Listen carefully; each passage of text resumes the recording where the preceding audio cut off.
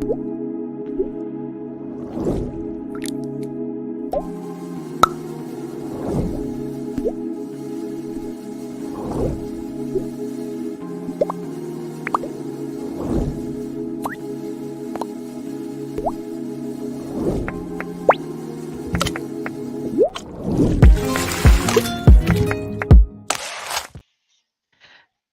morning, whale members, and welcome to another episode of Whale FM, the community spotlight here. I am Rude Moose, and I am excited to be joined by three amazing guests today. As we know, Whale is home to one of the absolute most robust collections of artists, builders, collectors, and enthusiasts. And we're all under one oceanic roof. So today, join us as we look to highlight some of the projects being built and worked on by our diverse and potent collective community. Hopefully we have the Discord connected and up and running. We are ready to go. We are going to, as we've been doing with our recent media events, be having a POAP available for this session as well. And we'll be giving the secret phrase for that a little bit later down during the session. While we are going through the information, if there are links and questions that you have, absolutely put them in the chat as well. The whale members and our guests would love to hear from you. And keep an eye out for that POAP code. Make sure in order to redeem that you have the mobile app, whether it's Android, iOS. Get yourself logged in and ready to enter that. So as we are kicking off today, we are going to start by introducing Sketchlight, who will pull up onto the stage. And Sketchlight has been creating NFTs in this space using light photography, and is based in Israel and has a very unique technique. So Sketchlight, also known as Ray Wagner, welcome to the stage, and thank you so much for joining today. How are you? Hey, great. Thank you for having me and letting me share. Absolutely. It's so good to have you here. So to get us kicked off, I'm going to pull up your page here, but can you tell us a little bit about yourself? So just the background and how you got started in the space here. Okay, so basically I'm doing like photography since forever. I don't know, since I was a kid and playing with the cameras. And I'm like in the Web2 art world. I'm like presenting, exhibition, all kinds of things. I'm like very active for at least the 10, 15 last years. And I discovered the NFT spaces like a little bit before the big bull run that was, and just started investigating this and just jumped in the water. Perfect. And that definitely, I think, is the story for a lot of people, seeing their creativity have a new outlet here as the technology has been evolving. And how did you find the whale members? What was your start here? So when I got to NFT, I realized that I have to go to Twitter because I didn't know Twitter before. It was like a very like what should I do with this? It's only like sentence and no picture, no nothing. So I found the Twitter Spaces, and there was a lot of chill. Well, I don't know, whatever all kind of thing, and I just found once I think it was like the Better Conversation space. And I said, wow, this is something I really can like learn from or hear out some like really people with experience in this. And then I started like hang out more and more in these spaces and getting to know the people that are in charge of the community and really like kind of related to all what they said. That is fabulous. And it's definitely really exciting to hear that, the spaces are bringing value to people and being able to help folks learn and grow in the space, because that is absolutely, what we're looking for, and trying to help people have that better conversation about NFTs and be able to expand, their horizons here. So, can you tell us a little bit about the project that you'll be sharing with us today? And I have some of it up on the screen here, but would definitely like to hear it from you as well. Yeah, for sure. So basically, I'm doing light painting photography. So this collection that I did, this called Endless Light, is like really, you can see really what light painting photography is all about, because it's all about like capturing the movement of light. So when you do this, I basically stand in the dark room with a torch in my hand. Of course, I have all kind of things on the torch that makes the textures and the colors and all of that. And basically what I'm doing is I'm moving like a torch in the air, and the camera is recording this movement and generating the picture. So it's like something that the naked eye cannot see, but the camera records it. So I'm like playing with lights and time, and I like been practicing this. I don't know, at least for 10 years, I've been practicing light painting. Like my day job is photography. So I do like weddings, event, commercial stuff, the regular, and I get bored. So I needed something to create a passion for doing photography. So I found like, I actually got addicted to waving lights in the dark at some point, and I just continue with this. And I, This kind of thing. I think that's something that I personally, as a kid, remember having like those little glow sticks, and for a brief moment, as you're waving them around in the dark, you can kind of see a little bit of a trail, and that's what you're capturing here, but Yeah, in a exactly. much more technical manner. Yeah, of course. This is like basically like imagine even if you hold the torch in the dark and you like in midair like try to draw a flower. So you are like doing it in midair. You don't really know what you're doing, but you're imagining what you're doing to make it right, and then the camera sees it. I think actually the one thing important about light painting photography, this kind of practicing this kind of art form, it's a really great tool to develop your imagination.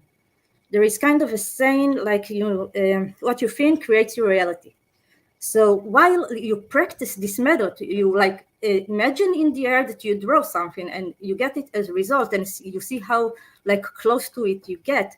It's really like a great way to practice imagination, because it's really neglected in the schools, and the media like don't really develop your imagination. It's something you need to really invest in yourself and develop it yourself, and it's a great one of the great way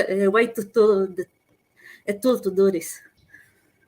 Goodness, and look at these, like having these shapes, and yeah, I know you mentioned that you put things on the torches to create these sort of textures, because here we have a ribbon, or as you've labeled it, the Yeah, DNA of light. Like these are very magical. Like just looking at it, you could see the motion that was happening, and kind of that imagination. You get a heart in this one. yeah. Thank you. Really, I want to get to the tools. It's a really important thing. You can play around it with all kinds of toys you like bought in Mac stocks. I don't know, cheap stuff. But if you want to go pro, there is like something that's called light painting brushes. And I want to recommend you of 3 stores that I bought my tools from. All of them. I'm not like a brand ambassador. I'm not trying to sell any stuff. I just like the people that developed this, and I bought from them. So I like the stuff. There is light painting brushes. Okay. You can find them if you go into this. You get a great tutorials and great tools, and Jason DePage is the builder, and is a great human being too. There is another website you can check, Light Blades. So okay, this is Oh, it was this one. Sorry. yeah, this is There we the go. Kyle. There is the Kyle tube. This is like Patrick Roshan, Light Blades. Is doing really fantastic job. I really love his tools. Like this series, I created the Endless Light Blue Series collection. This is done with these tools, and Okay, there is so yeah. is it like this ribbon is something like what you would use to create that Actually, DNA? none of the tools that are shown here. There is the plastical brushes. I don't know if you can see them in this website. Of course there are there. I don't know just exactly which one. There are like, yeah, this is it. There we This is basically what I'm used. This is like plexiglass in all kind of shapes, and this is connected to the torch. But it's not as simple as that, because I put on them also color gels, and I can manipulate the plexiglass. If I like put it black or white sellotapes, I can like change them. I actually use this is like the more complex, but they're the very pure, simple, like square, circle shapes, and they are doing a great job too. Oh my goodness. And we had a question up in the chat actually wondering, when doing photography like this, using these tools, Mhm. what sort of exposure time would you use in order to capture this? Because obviously, capturing something like this, where it's a moment in time, it requires some very careful planning. Yes, so there is, it's very like it's changing, and this like are very, this collection I did, it's very short exposure. I mean, like 3 seconds, 5 seconds, maybe eight, nothing more than that, because the movement are kind of quick. There are other times when it takes even a minute. It just depends on what you're really doing, but this is a very short kind of thing, like 3 seconds, I think five. Oh my goodness. And these There is are, another like tool site of Eric Pierre that I want to mention, because he's like the master of tube light painting, and you can find in his store also a lot of tools. If you want, I think one more link, not this, the one, yeah, this one. This is Eric Pierre's tools, and they're yep, great tools too. that's interesting. And so these are just little tubes of light, or how does that work? Yeah, These go this is over basically. your torches? Yeah, exactly. You put the tube over the torch, and when he's drawing like the circles, you can do all kind of movements. It's really something of you need to practice. It's trial and error, and like you, it's really fun to play with in the dark. And actually, it's more fun way if you like take a friend with you. Do this with someone. This is like one of the things I like about light painting. I never do this alone. It's always with some friend of mine, or maybe a team if I go to the creepy places. So, yeah. That's so fun. And it's interesting to see how much you can customize the light in order to, like you've got this one which is a prismatic, it looks like, and then these are like warmer colors with, the purples and reds and the yellows and greens. Um, that's super interesting. And this would be the torch, so it's just like Yeah. a So little beam of light that is being altered by the these. torch is something very important. If you go into this light painting rabbit hole, don't buy simple torches. There are like I use the ones the army uses, because they have a lot of option. The low, the high, you can like measure the amount of light you want. They can be very strong, like 1000, 2000 lumen. They have like situation you can go strobe, and if it strobes, flickers, you see the gaps. So you have more things to play with when you're creating. Oh my gosh, those are things that I had not even thought about having the functionality to do. Um, and so there was actually a mention in chat about RGB LEDs. Would that also be something that you've done any experimentation with, or is it solely just the torches that are, like this and the customizable? When I started, I actually buy the most simple ones, and I did. There are very like great shots I love from like the first tries I ever did. But when I needed like more power to the torch, and wanted more options, so I got to buy the like the multi situation kind of torches. Wow. And that is so amazing. And so taking a peek at, the art that you'd created, we'll pull it up here. Um, you mentioned while you're telling us, that you can sort of visualize what it is you're trying to create, whether it's a flower or in this one, it kind of came out as a heartbeat with an actual heart in it. How complex can you get with the designs? Is that something that you'd need to adjust the exposure in order to capture something bigger? Basically, I'm like, there is something I'm working now. It's like kind of work in progress. I do like a signature kind of light painting. So this is like abstract. All the blue sirens, endless light, it's abstract because it's like similar to the idea of endless light. It needs to be abstract. But I have like a collection that I'm working on with a sea creature, and I'm actually painting. You will see it when it comes, but I really practicing it, and I get to a great result for really like I did a seahorse. I don't know in my Twitter feed. I don't think you can find it now, but I'm working on really like figurative things. It's way back. I don't think you can really find this. All right. Well, I'll pull up your Twitter and I'll link it to the chat so that way they can follow you for sure. Thank you. Because that's something that as we're, looking through, there's a lot of amazing art that, we've seen. And it looks like on Foundation as well, you've got some other different types of art that still are using light, but not the same kind of light painting. Yeah, Let me this is share like that link too. in light painting. There are so many things you can do. So this collection, the Girls House series collection, basically everybody that sees it say, "Yeah, great Photoshop," And I really need to tell people, no, this is straight out of camera. Maybe I did the highlights a little or crop, but nothing more. And like, I am always saving the raw files because, uh, like. I really can like walk you through how the procedure, but I have like a link. They did an article about one of the picture in this collection, the DIY photography. And if you read this article, you can really see the procedure, the process, how we made this picture. And I say we because I'm not alone in this. I'm like, it's me and my three friends. I have like someone on the trigger. I am like behind the girl to do the silhouette. Like we all work together, and someone like is way back, like backlighting the trees. And we do this like simulately, like to capture it in one frame. So it's really a teamwork. Wow, and there's so much that goes into that. And somebody had asked, are you using solely digital cameras or do you work with film as well? What has been the process Okay, so there? I have like the DSLR camera. I have the Nikon D5. It's like very heavy one, but it's the survival. So I can take it to the heat and to the cold and to the moist kind of things, and it can eat the dust. So I like this camera, and this is like the basic DSLR.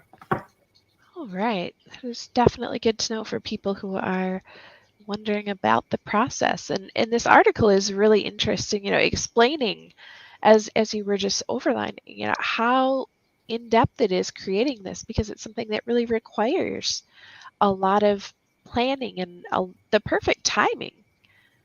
And that's super interesting being able to have that much coordination. Yeah, this is like an exposure, I think, for of a minute and a half, or something. The picture like that was on the article. This picture, a minute and a Yes, I half. don't remember exactly, but I don't know. It's in the article.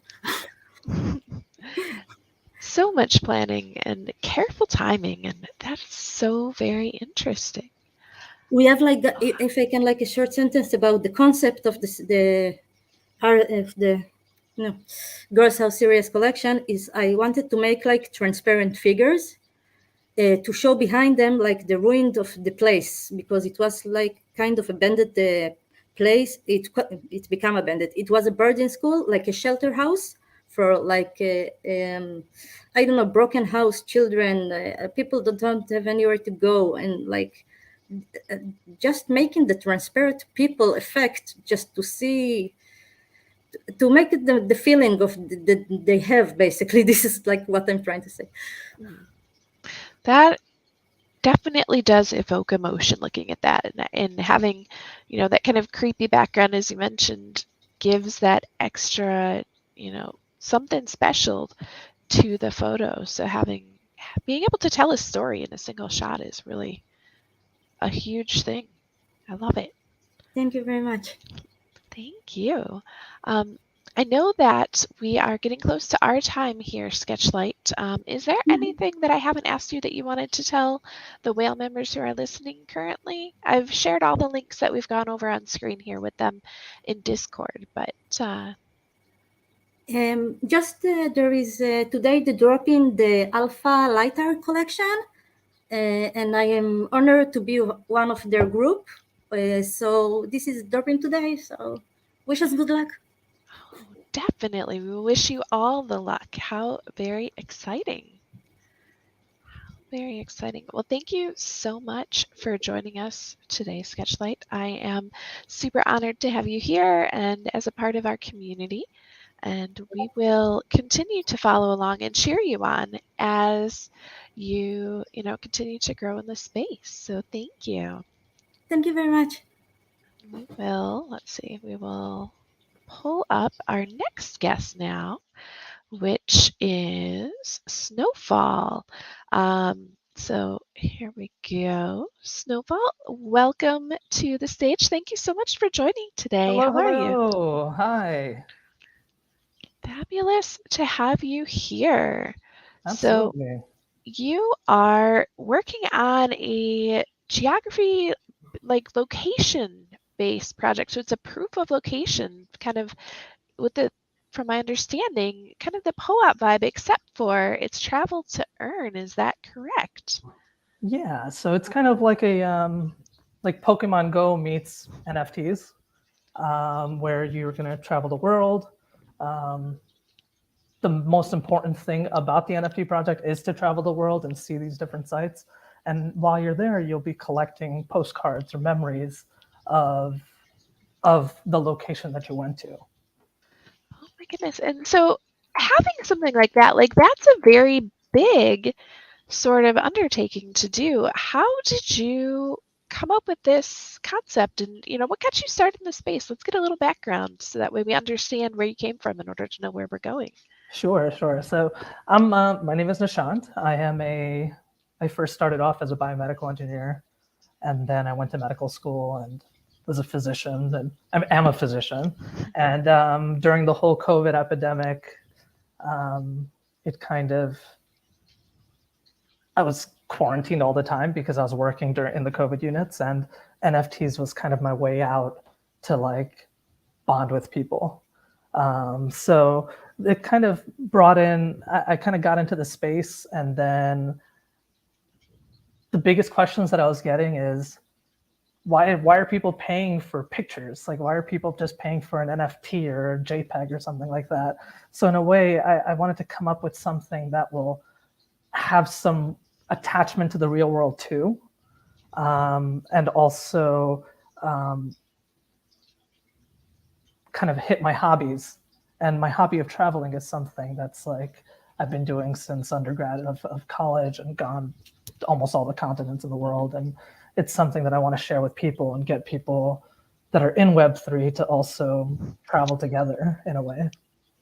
And that's, I think, as you hit on, having that experience during the pandemic and everybody was quarantined and like that really was a huge boom in the NFT space for participation because people suddenly had to find a way to fill the void where they had previously been going out and getting that social interaction. Suddenly, everybody's stuck at home. So how do you still meet those, social needs? And this was, kind of the perfect space for it. So seeing, what you're building here as a way to extend that now that people can travel again is super interesting.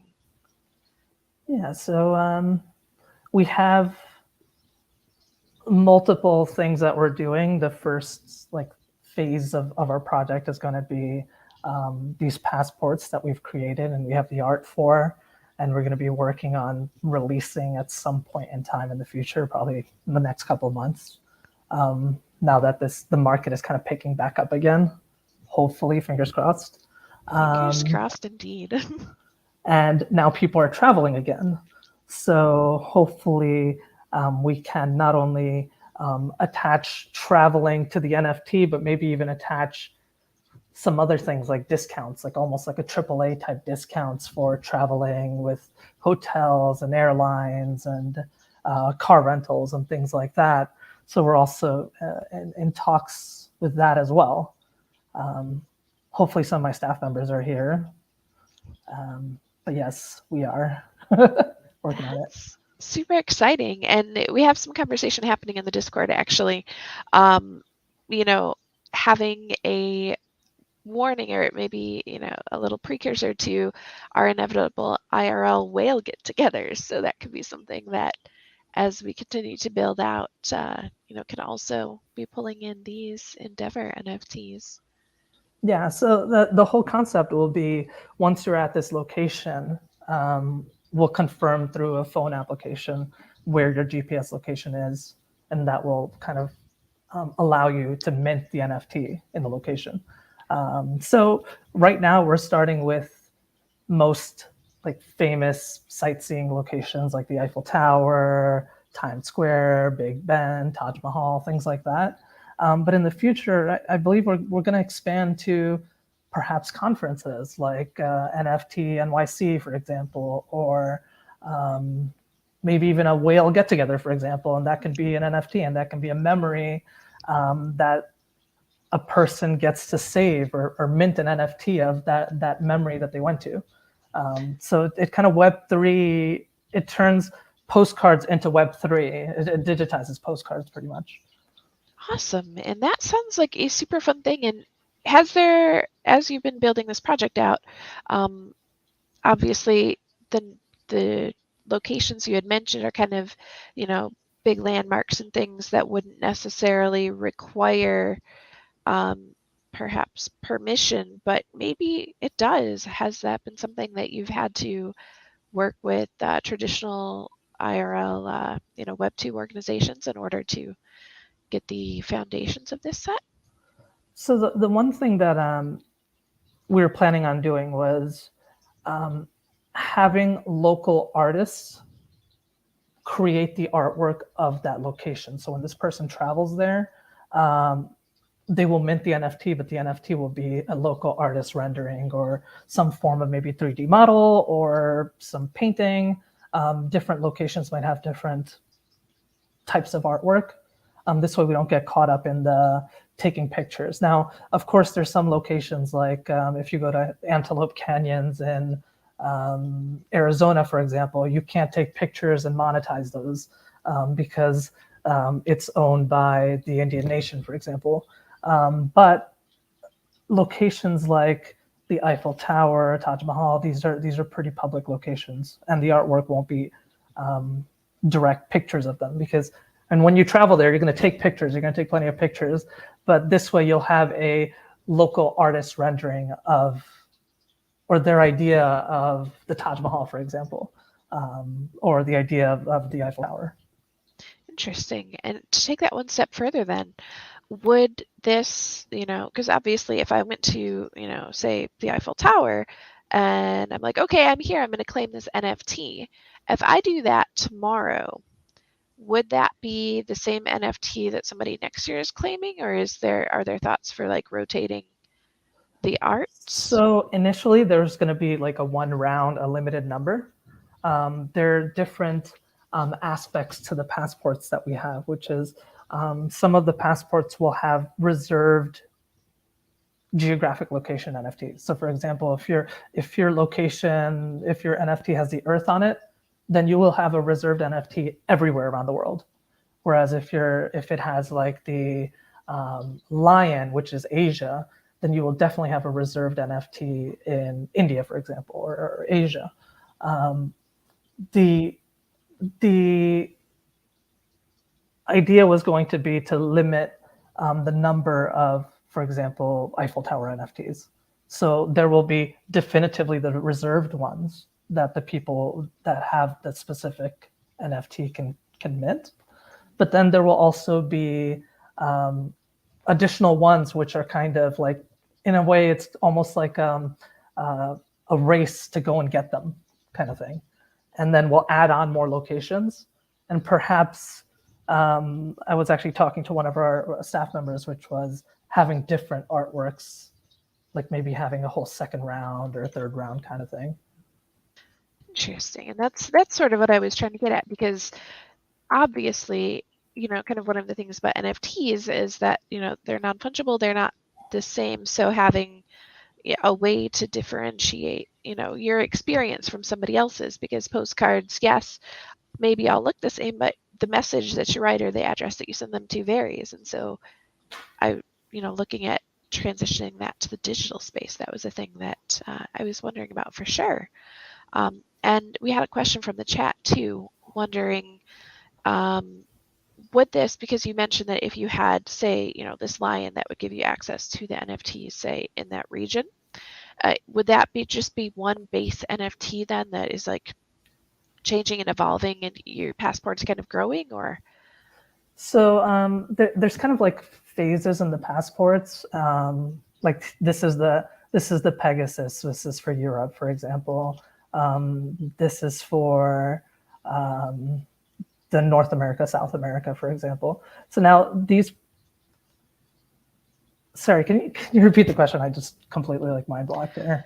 Sure. So we're wondering, I guess maybe the better way to phrase this, is your passport itself an NFT that's changing and updating as the locations are visited, or is it, or do these, if I visit, say, whatever gives me the silver Pegasus multiple times, does that upgrade? How, is there? Yeah, so basically the passports are in a way a membership card. Like you're kind of participating in this activity of going to collect these NFTs. So when you go to this location, it will confirm that you have a passport in your wallet before it allows you to mint that memory of the location. Additionally, there are this aspect of tickets. So we would kind of go in depth into the white paper, and please, like I encourage people, if you're interested in the project, to go and look at the white papers, because we put in a lot of time and effort into getting these white papers like on paper. But there will be this aspect of tickets, and different tickets will, different passports will allow you to claim free tickets. Based on the tickets, you can mint those NFTs, the memories, for example. Awesome. So similar to getting a ticket to go check out, a landmark, you're getting a ticket to go check out the NFT and add that to your collection. That's a fun idea. Exactly. Or like riding a roller coaster, for example. So you have the membership card. You're going to go travel to the Eiffel Tower, for example, and you have a ticket based on your passport. So they'll just exchange your ticket for the NFT, pretty much. That is very interesting, for sure. And being able to then have the ability to, share those experiences, like the traveling experience. It's a lot of times, like, unless you're taking pictures, it's really hard to convey that experience to somebody who was not there with you. So having these NFTs as a way to commemorate that is really exciting. Exactly. And the hopes is that like other people through Web3 get together and travel together, kind of thing. It's like we can have like a whale group of people who are like, hey, we're all going to meet up at the Taj Mahal on this day, for example, and everybody can go and mint together or something, or do group travel. And that's another thing that we were looking at, is to having group events where maybe we work up a discount for people to travel to wherever, France. And because there's interest from all of these passport holders, hopefully we can generate enough people to go on these trips. That's fun. That's fun. And then I have another question, actually, as you're talking about having this group travel, right? But the thing with NFTs, right, is a lot of times you can see who else owns an NFT. Correct. Sort of like when there's the proof of attendance, the POAPs, you're like, okay, like I've claimed this and you were here with 43 other people. So is that something that then theoretically you could use these NFTs as a like, who else was there on that day, kind of a missed connection sort of experience as well? Yeah, so that kind of brings in the whole concept of the journal. So that's phase 3, where the journal is each person, I guess we're going to create some form of web applet or some form of website where the memories that you collect will be placed into your journal, so other people can see your journal, see where you've gone to. And additionally, those memories that you collect will yield some form of token, Endeavor token. Now this token, it's not entirely based on monetization as much as it's based on, you have to accumulate these tokens to buy more tickets.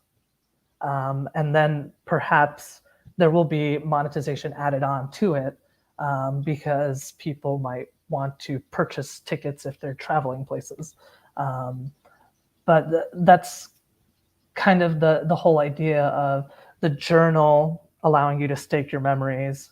Other people can see your memories. And yes.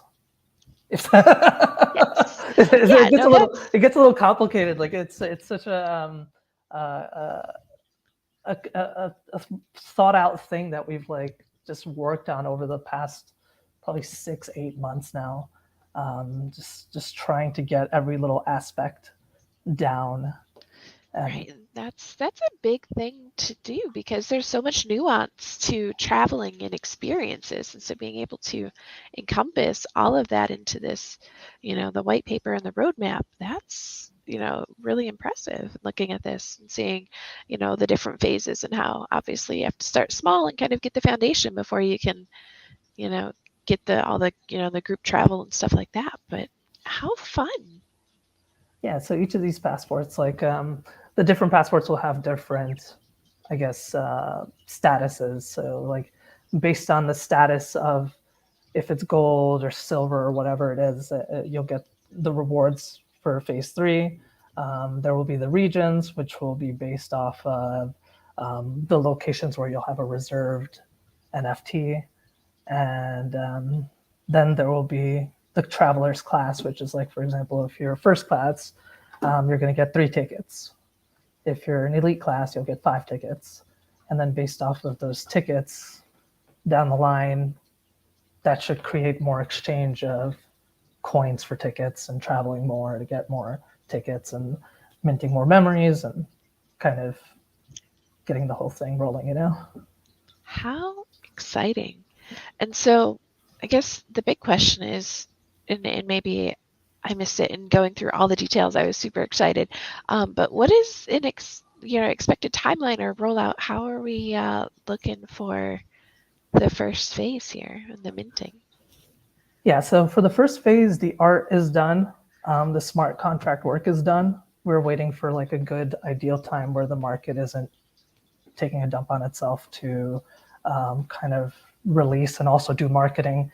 We want to do very organic growth, so it's going to be through like these kinds of things, going on to different AMAs, different Discords, and kind of organically growing, as opposed to just, I don't know, paying some person to add 1,000 users to our Discord, for example. So this it's going to be a slow organic growth. I would imagine within the next couple months, we would release the first phase, which is the passports. We do have a roadmap where we're aiming for Q1, Q2 of next year to have the tickets claimable, and then aim for the end, Q3 to Q4 next year for the journal and the staking and things like that. Awesome. So this is something that we should be keeping our eye on for this soon, I think is maybe the best way, to track that, but making sure that we're following. And I've posted your Twitter into the Discord as well, the Endeavor_NFT, so that way the community can follow along as you continue to build out. And then and feel free to join our Discord and on Twitter. Our Twitter hasn't been as active as our Discord has been. All right. But yeah, Discord is probably the best way. And the link to Discord is on the website. So that endeavor.art site at the bottom, there's a link to the Discord for people looking to get there. So. Oh yeah, right here on the about. Yeah. Oh. Bam. Yeah, you've got it there. You've got it in the footer. You've got it covered, which is always good to see. Absolutely. All right. Well, so, I want to thank Whale. You guys, I found you just randomly. I was just kind of like scanning through the internet, and I was like, where can I go to like bounce ideas off of people and to kind of have an educational discussion about NFTs? And Whale has been really good in assisting us and kind of shaping the project. Um, yeah, and bringing up these questions, of things. And please feel free to send me any questions you have, or join the Discord and ask questions, because yeah, we want to work to make this as perfect as possible. Awesome. And it is so exciting to, see people building things, and not simply, as we mentioned, maybe focusing on, oh, look, like we're just going to mint stuff for the sake of minting. Like you're minting things with a bigger plan behind it. And that's really exciting to see. So, watching the builders build despite the market is a very refreshing and exciting thing. So thank you so much, Snowfall, for joining us today and for talking about Endeavor and sharing this with the community and, helping contribute to that conversation. It's definitely something that we'll be following along with. I've shared the links in the chat. And, as he mentioned, make sure to join, follow the Twitter, join the Discord, though. That's where the action's happening. And, we will definitely be following along with you. Thank you very much. And my dog would like to say hi too. Hi. Oh, yes. Hi, this is Jojo. Hi, He's our Jojo. mascot. Oh, my goodness. I feel like we need Jojo in the passport or something as like the little travel guide. Oh, my goodness. Yeah, he's being a little sleepy boy. How cute. Well, thank you so much for sharing. We even have a Go Thanks, all. Jojo GIF in the chat. Like, how amazing is that? All right. Well, thank you so much again, Snowfall.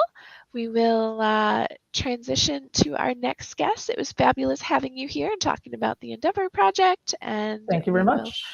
See you again soon. Let's see. And for our next and final guest of the day, we will be talking with Ryan or Schreiermaner about Flower Girls. But before we do that, I think this is a really good point to stop and enter our PO-up, which is happening. I'm going to drop that secret code now because the secret code for the PO-up today is We Are Builders. So just as they are normally spelled, We Are Builders. Put that here in the chat as well for the Discord. That's our code, and what a appropriate code considering that we have so many builders today.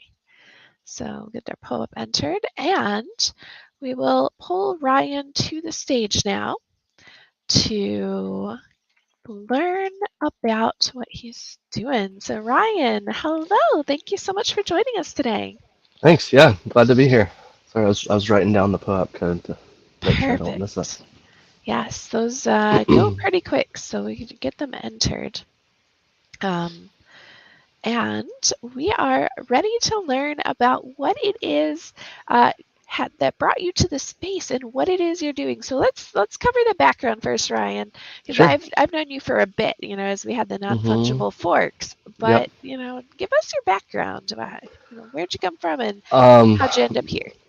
Well, my parents met at the University of Southern Mississippi. No, like for crypto background, I came mostly like I got attracted by NBA Top Shot. It was something that my brother and I could actually talk about and get excited about together, which was an exciting thing for me.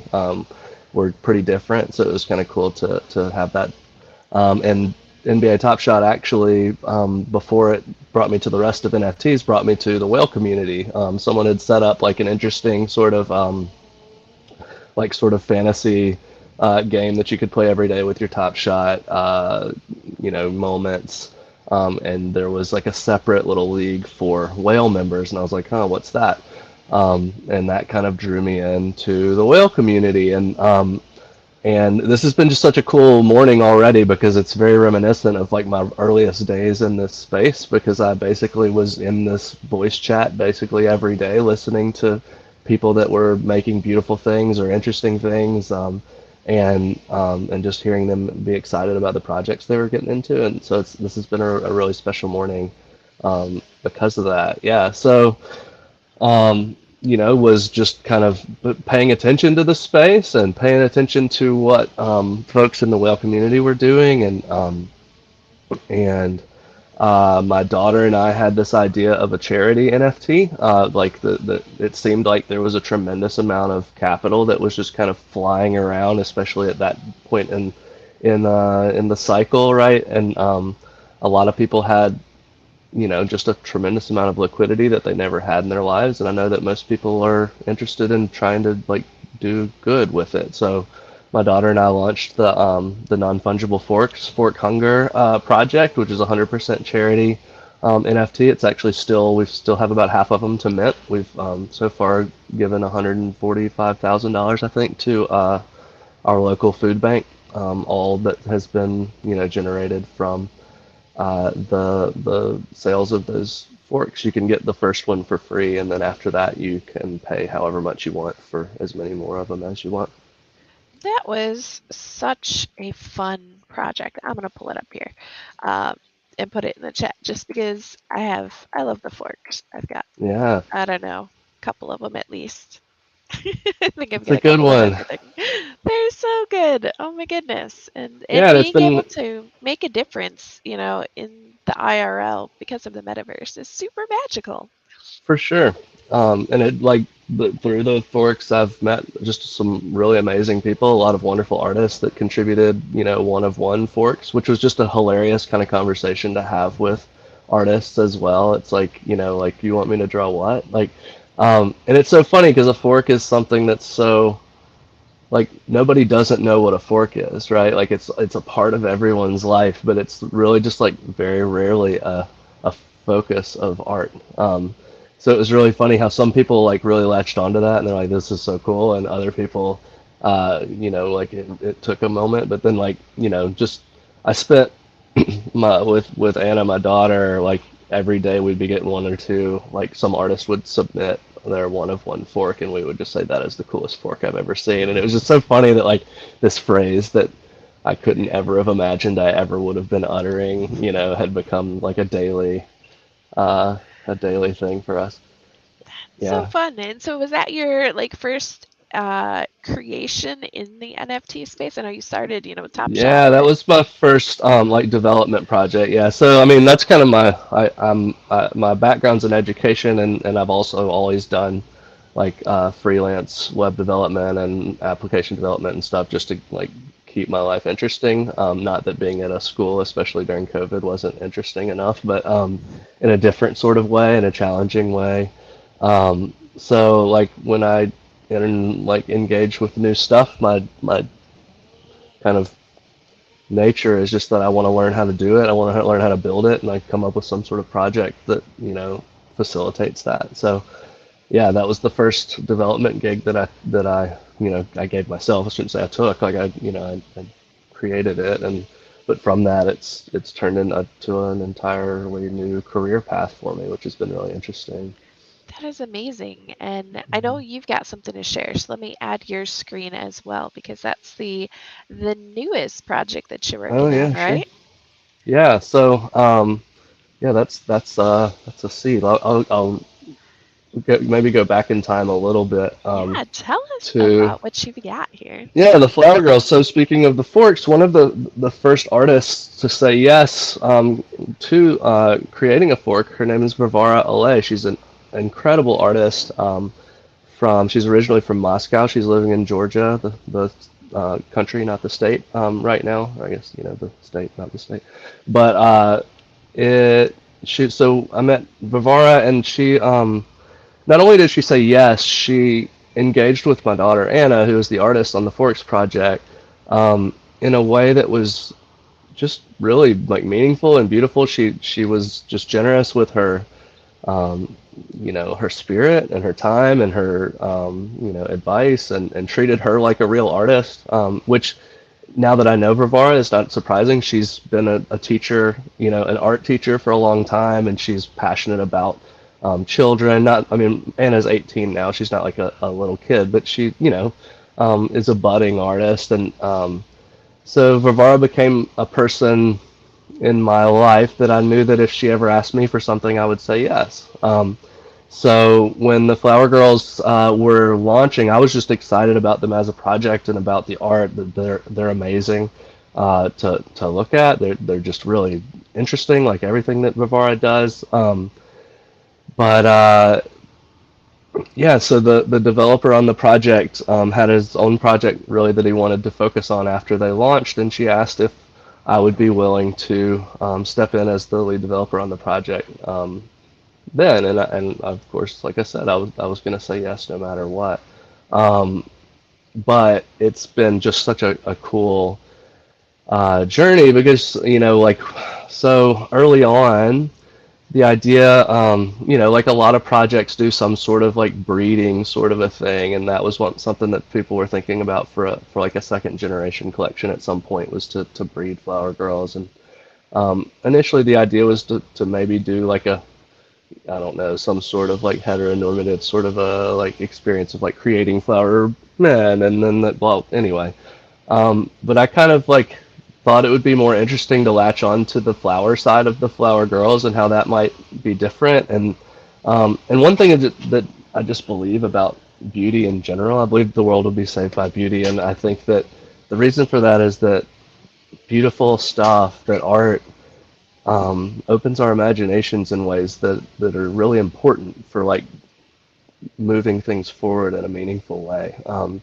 And I feel like that's kind of what happened. It just opened up my imagination, and I'm looking at all these beautiful flowers, and I'm looking at all these flying companions, and that's what that we call the butterflies and birds and insects and bats and all sorts of things, fairies that exist on these flower girls. And the idea was like, what if they kind of like cross-pollinated, and that was how something like that happened. Is kind of the initial sort of thought. And that'd be kind of cool. So then like, all right, so like all of these flower girls exist on a sphere. So then I kind of built this sphere of all 10,000 flower girls. So this is actually my garden. You can see like what happens. All these flying companions go flying all over the place, and they're picking up pollen and they're bringing them back, and you're spreading it all around. Um, and that's kind of the basis for this whole cross-pollination experience. So I'd gotten that part kind of done, and that was cool.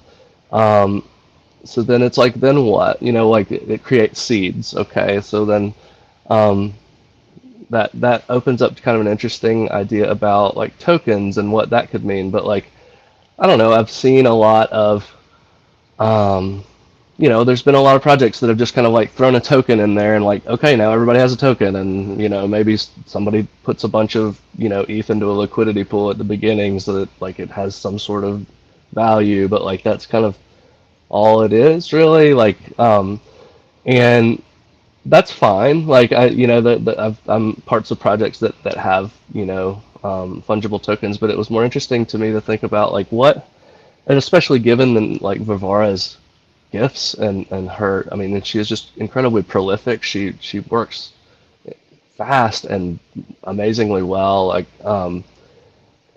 she's also done a lot of like publishing stuff in the past, like working for people that give her a brief and she makes amazing things, and then that's how it goes. So she's used to kind of like being prolific in that way, I guess. But yeah, so I was like, the whole thing kind of like in my imagination, I'm thinking of these flower girls, and okay, they produce these seeds, and like that's the currency of their economy. Like yes, they can be planted, for more flower girls, but most of the time that's not what they're using them for, because like, oh, how many flower girls can one flower girl raise, really? So like what then? And like, so the idea is like, each one of them is unique. Each one of them like has DNA based on the flower girls they came from, but like they're also treated kind of fungibly in the like ecosystem of the flower girls. So there's like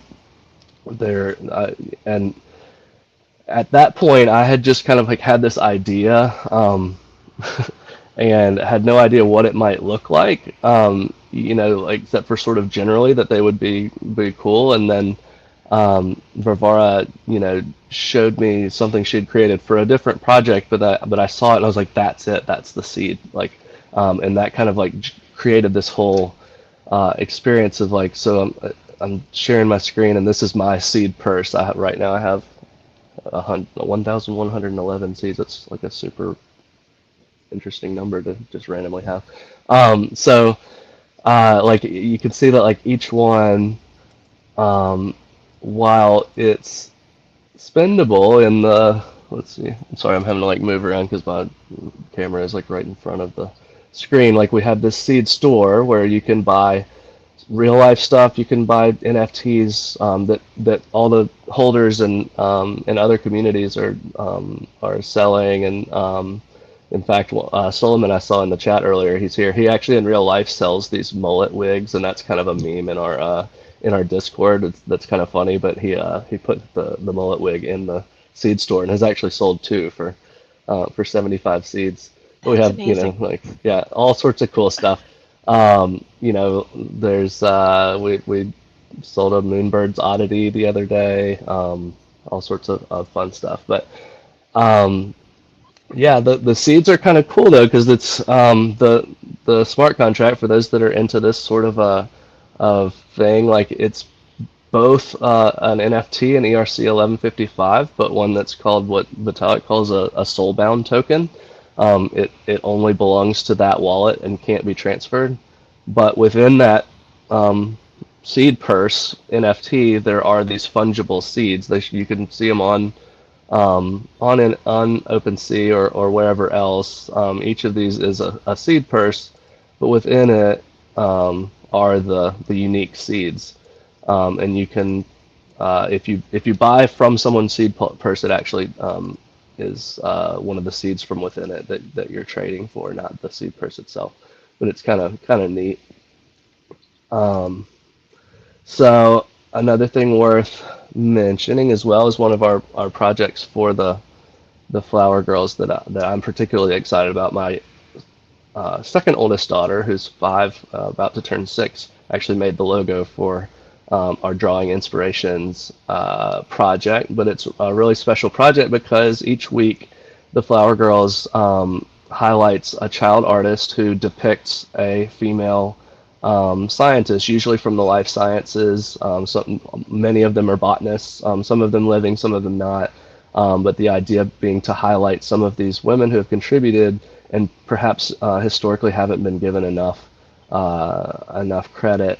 But just some amazing pieces by young people from all different ages, all different sort of artistic interests at the time in terms of what sorts of styles they're doing. This week's actually is Empress.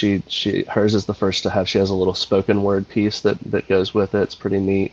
I can't pick a favorite. They're all so special. But each one, this is kind of cool. Each one has if you hold it, gives you a bonus in that cross pollination simulation that happens every day. So for this one, it increases the amount of seed growth that your garden experiences every day by 0.25.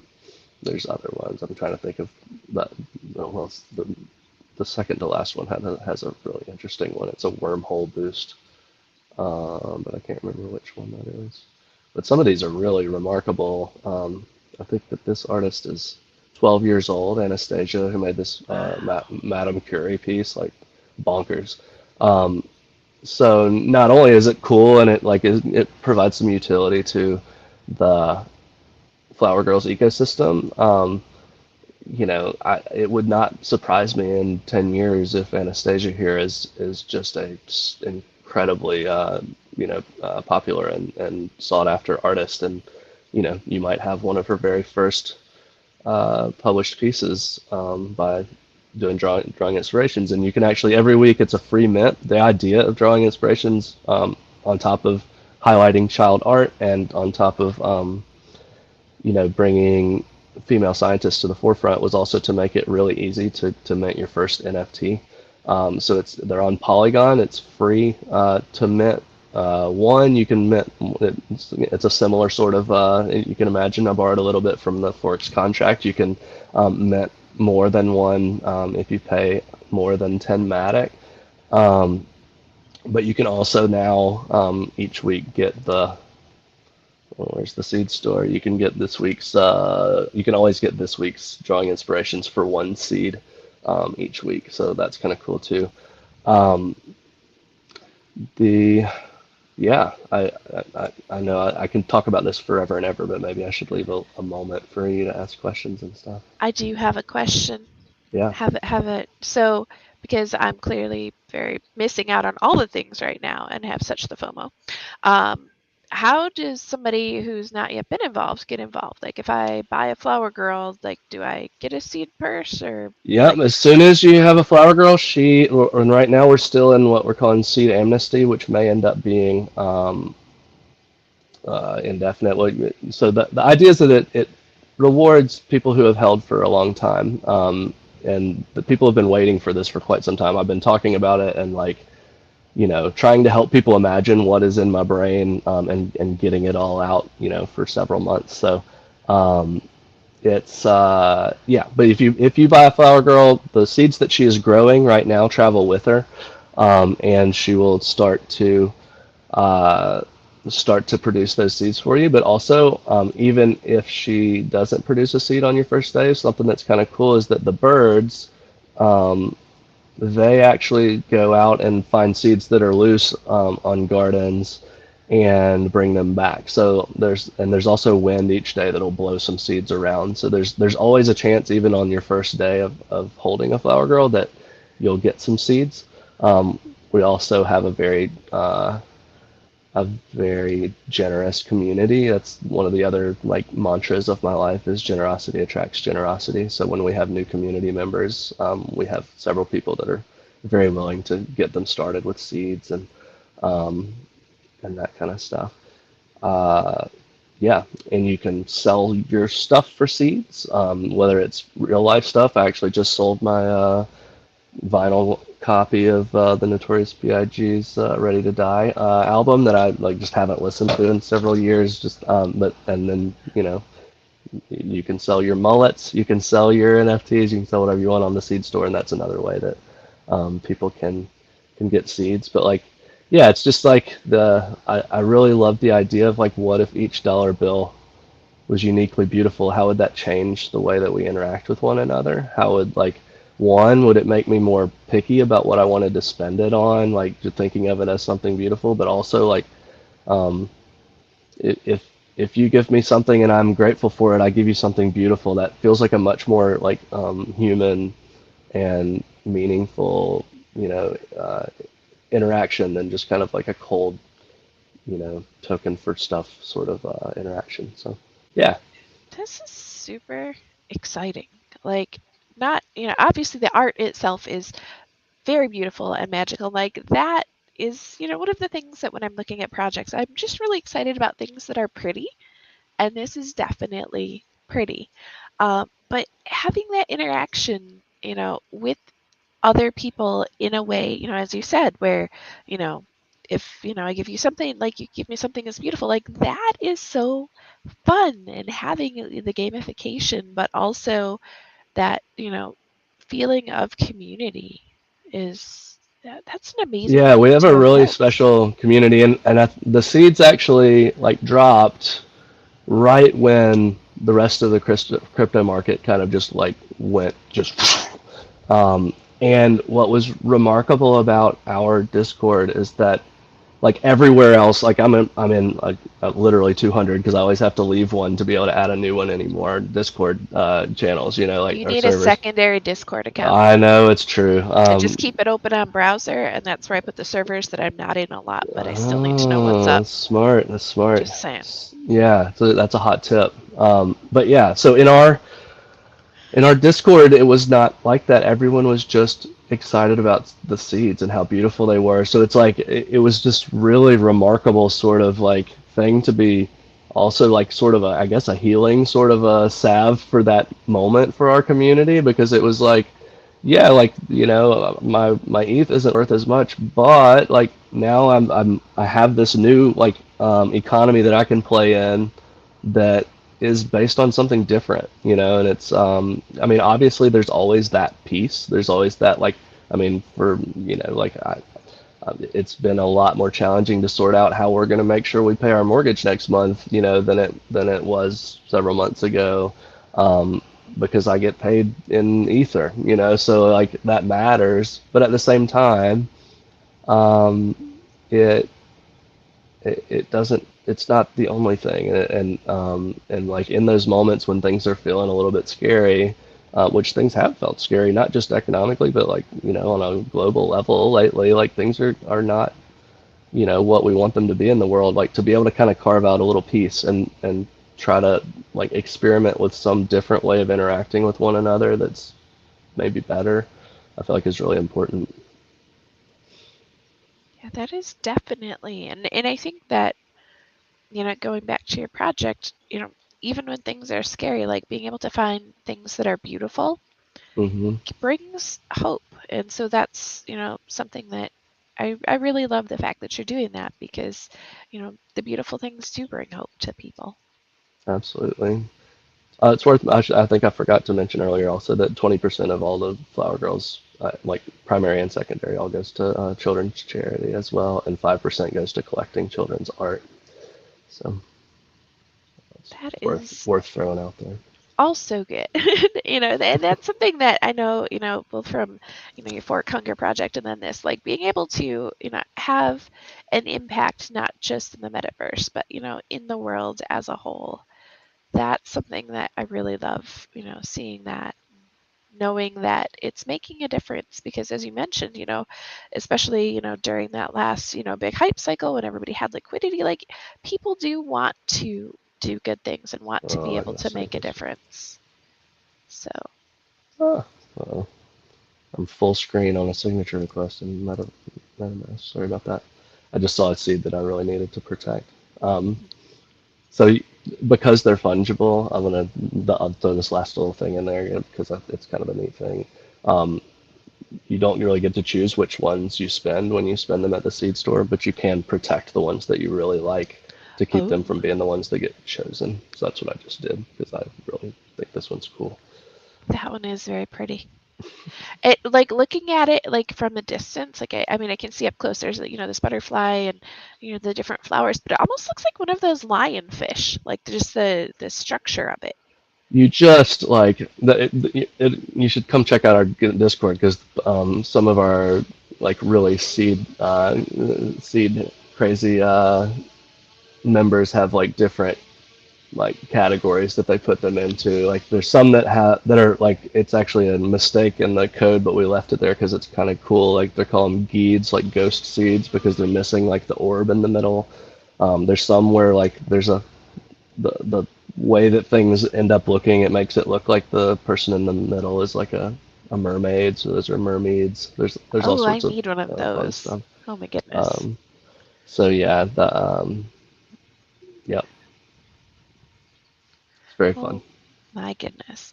And it's fun. I'm looking at the community Discord here, and they're discussing, the potential collecting approaches, in terms of rarity or Yeah, that's like attraction.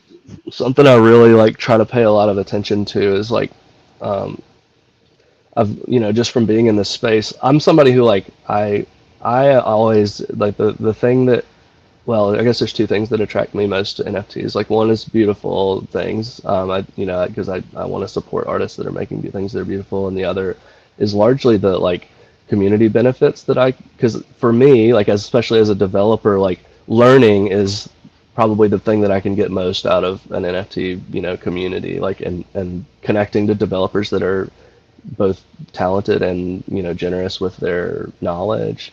But a lot I've noticed like in that I'm the anomaly in a lot of ways, and that's I guess just true in life in general. But um, a lot of people are really focused on rarity, and that's a really important thing to them.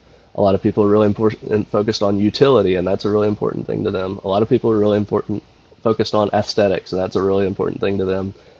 And most people, it's some sort of like gradient between all those things, and trying to check those boxes without making everyone feel like their box is like it without it feeling overwhelming that they need to pay attention to everything, and also to feel like they can just enjoy the part that they enjoy without, like having to like it's easy for me to get into the weeds, as you can imagine, like with all the like techie cool stuff about how all this stuff works. And it's taken me a long time to just be able to like show you the sphere and say, hey, look, these, these flying companions are going all over the place. Maybe they're dropping pollen, and like that's the end of my spiel, because it's like there's a lot going on there. There's a lot of probability, and they're choosing based on the color of the flower that they come from, and all sorts of fun stuff like that. Like, which for people that are interested, like, is really cool, but can also feel overwhelming, I think, for people who are like, too much math.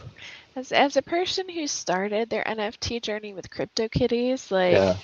I'm ready to embrace all of the nuance that's happening here in the math, because, and Nightmare had actually asked in chat, wanting to know if the cross-pollination is all random or if you can intentionally breed traits that you like. So you notice, like, when I showed you my garden, that's how they're grouped. Like my garden is my wallet, so that's they're first grouped by your wallet. So if you wanted to make sure that you were getting, two traits together, you could create potentially like a wallet that just had two flower girls in them, and they would be very likely to cross-pollinate with one another, but not guaranteed, obviously. So it's like there's a lot of, I mean, you know, there's a big gap between like could you do something and like is this something that happens a lot, because there's a tremendous amount of randomness to it, but there's also they're making decisions based on certain things. Like bees don't travel very far, so if you had two flower girls that you wanted you know to cross pollinate with one another a lot, and they both had bees, they'd be very likely to do so. Whereas like falcons go flying across the sphere, so like they're probably it wouldn't make any difference if it was a falcon. Let's see, and I bought one while we're having this conversation. So I have a girl now, and I have two birds. I don't know what kind of birds they are, but they look like they're strong flyers. So we're gonna go. Oh, it's a double companion. Yes. Wow, there's only like 900 or something like that double companions in there. Fabulous. Yeah, I figured it would optimize, as you talked about how they need to go pollinate. I was like, I need all of the things. I will take this guy. Plus, it has a really pretty the flower on the head, and I like pretty things. When the collection dropped, I spent like literally like hours a day just looking at all of the flower girls. They're just all of them so uniquely beautiful. It's really cool. They are so good. And so looking at your screen here, you said this is your garden, and those are the little ones that are kind of highlighted here in the middle. Those are all the ones that you have? Yeah, is that?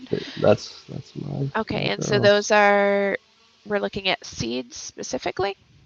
So this part's more for looking at like the flight paths of the companions. This was kind of like so there was a couple of months when the simulations for cross-pollination, like this part was happening, but there weren't seeds yet. Because the seeds grow, they have to get to 100% before they're harvested. It's kind of like a pseudo staking mechanism, like it rewards you for holding your flower girl longer. So that's more of that sort of thing. And this shows you that like this flower girl has 97 seeds that are at some point in the growth. Like this one's at 92.5%. And it shows you a little bit more of their DNA the more they grow, which that's a whole another puzzle that hasn't been solved yet. Like this is better to be shown here. So I here. need to be very patient in order for my garden. It is a practice in patience, and that's been a theme, for sure. But that's plants, and that's also like this is a personal feeling, like it's a quality that's often like rather lacking in this space, and it's something that can be really destructive to people and their like actual relationships, and when everything feels so urgent that you have to pay attention all the time. I have to be on Discord all the time, and like all of a sudden like I haven't talked to my kid in several days or whatever, like it's so it's something I've been trying to be intentional about is like pushing patients even when it's a little uncomfortable. For instance, like the auctions in the seed store, which we may adjust a little bit, especially for ones that people are auctioning themselves. But the way that they work right now is that whenever a new person bids on an item with seeds, it resets the clock 48 hours to where everybody else has 48 hours again to bid. And the idea is like everybody can take a weekend off and not miss any opportunity, like, and that, That's really important. Like, because it, that's it's, something I remember from the Top Shot early days, and I don't know at what point you joined, but like I was there from yep, day one, yep, and it was like people were foregoing sleep to the point where it was, detrimental to their yeah, health, it was very unhealthy, seriously so. And yeah, I was just like, like moderating the Discord, going, please, for the love of God, like go to bed. Like this is not worth your health and right. your personal relationships. Like take a break. So But having it's hard that. as, yeah, especially for people who like it really could represent like a significant life change for them to, profit in some meaningful way. Like I get it, like why some people may feel like maybe it is worth that chance, but it's probably not.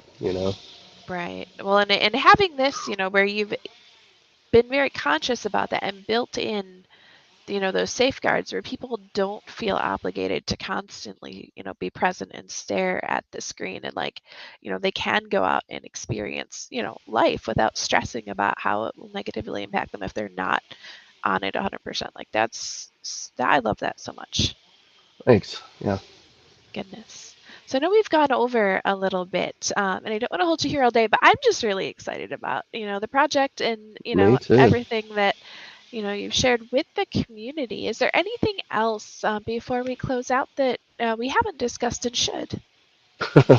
Who knows? It's a deep project. We've got a lot going on in a lot of different ways. So I'm certain that there are lots of things that I haven't mentioned that are worth knowing. But um, I think that I hit the high points for what I'm excited about, what I'm building right now. Um, Perfect. Well, we know that we've linked the Twitter. There's a Discord as well, so definitely places for people to interact, with this community and follow along for the project. Um, get their flower girls and their seeds, and mhm. just wait. Maybe I'll put some whale coins in the seed store today to see, Oh, get that'd a be little. fun. Mhm. I need to get more girls so that way they can get some seeds so I can have a garden because I'm missing out. All right. It's a good Well, good time.